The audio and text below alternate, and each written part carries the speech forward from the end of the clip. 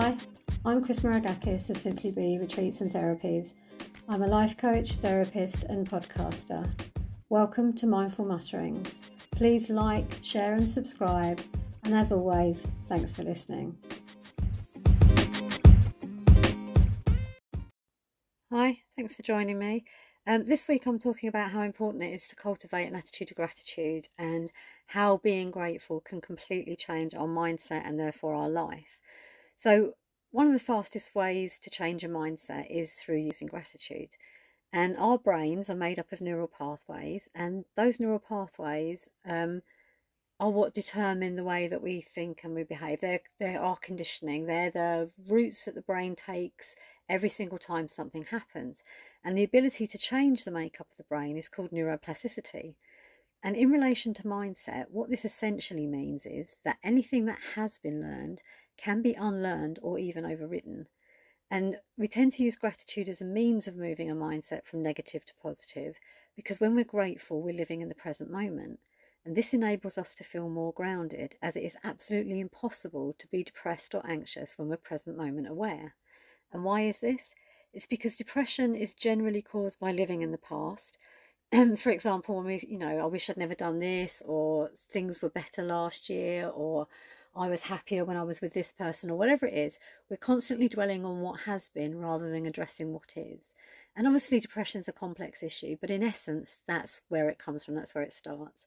And anxiety then is caused by living in the future with all the what ifs, worrying about what people might think or how something might work out. And if not addressed, these worries build into anxiety. So then if we're feeling like this, how do we start to be grateful when there's already overwhelm and life isn't looking so great? And essentially my opinion or my advice is to start small. Don't try to do everything at once. Don't try to pretend to be happy, because that's not going to help you either. But start small, be genuine and start small. Try looking for just one thing, even if it's like something that you're grateful for the fact that you have a phone or a tablet to be able to hear or read this, depending on what you're doing, or that maybe you have running water, or maybe a roof over your head, or maybe, just be grateful for the fact that we have electricity and, well, we can afford it for now, but that, we can switch a light on, or that we can make use of appliances. And from there, start listing one thing every morning and every evening that you're grateful for. And this is how we build consistent practice, and this is how we start to change a mindset. And we do take so much for granted. We live in a culture that teaches us to focus on what we don't have, so that essentially we'll be consumers. We'll buy whatever it is that we're told will make us happy or make us feel successful. But when you start thinking about all the things that we actually do have and we make use of every day, it's easier and easier to be grateful, because we can see that we have so much around us that we really have to be grateful for. And the more that you're grateful, the more that you will notice that you have more to be grateful for. And this is because a subtle mind shift has occurred, and your brain is starting to rewire itself to look for what you have instead of what you think you should have. So again, not only are you present moment aware, but you are now looking at the reality of what you have rather than what you think you should have or what you could have in the future. And as this pattern of behaviour, or the neural pathway, becomes more established, it becomes easier to stay more balanced in our outlook. And this in turn then reduces the feelings of depression and or anxiety. And that's not to say that we are now cured, because that's not what I'm saying at all. But what I'm saying is that the cause of the illness can now be explored, because we can think more clearly, and we're not swinging, massively from one mind state to another, and we're not doing it as often. And so we've given ourselves the space that we need to be able to think clearly and find solutions.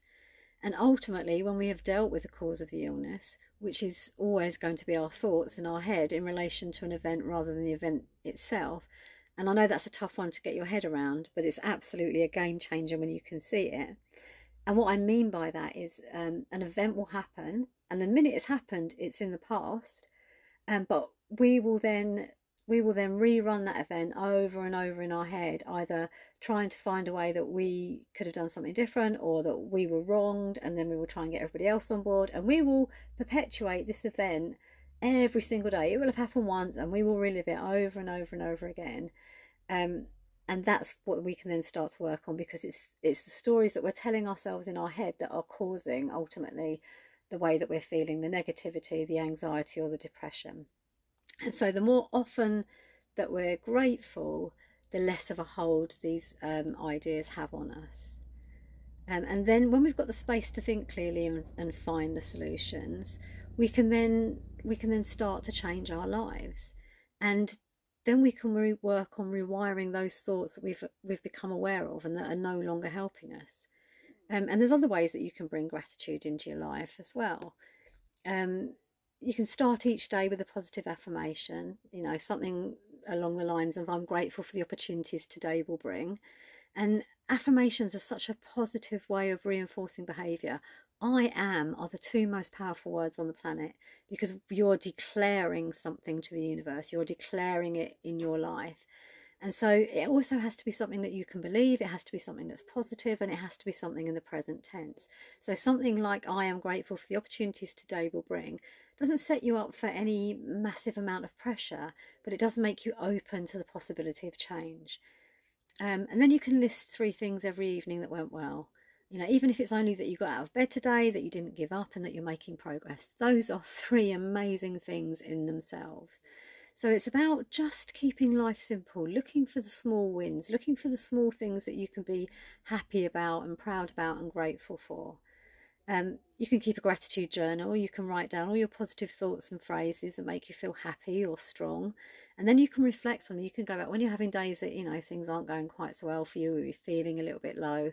That's when you can go back to your gratitude journal, and you can see something that makes you feel better, or you can see the progress that you're making.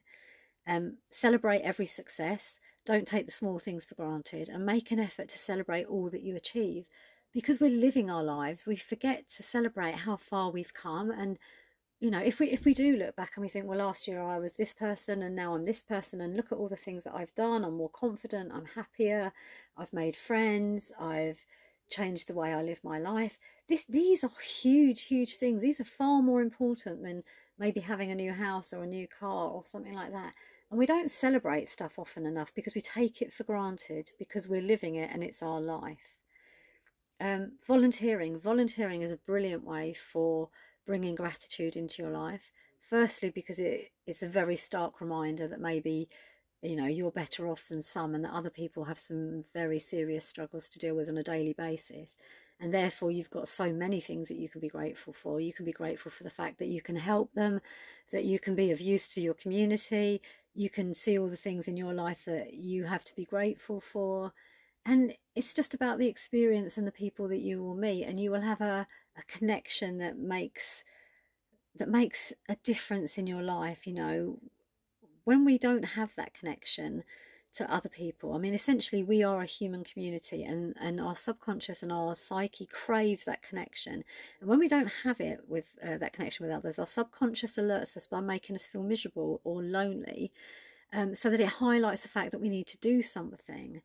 And this can be quite difficult in modern society, because we are by nature quite isolated in the things that we do, or that you have to pay to go and do everything, or that maybe you're not finding the people that are resonating with you, and so even in a group of people you're still feeling lonely.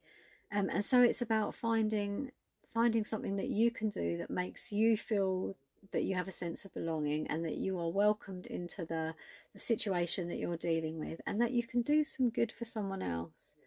And be mindful. Learn to be aware of what you're thinking and saying and doing, so that you can begin to challenge the thoughts and behaviours that don't bring you joy.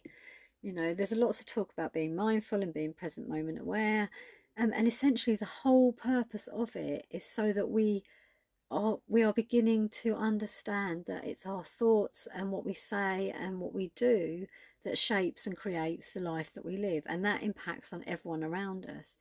And so the more present moment aware we become, the more we live in the moment and we deal with reality as opposed to what we think it should be or how it should be, the more we can do to change our mindset and to be happier and welcome joy into our life.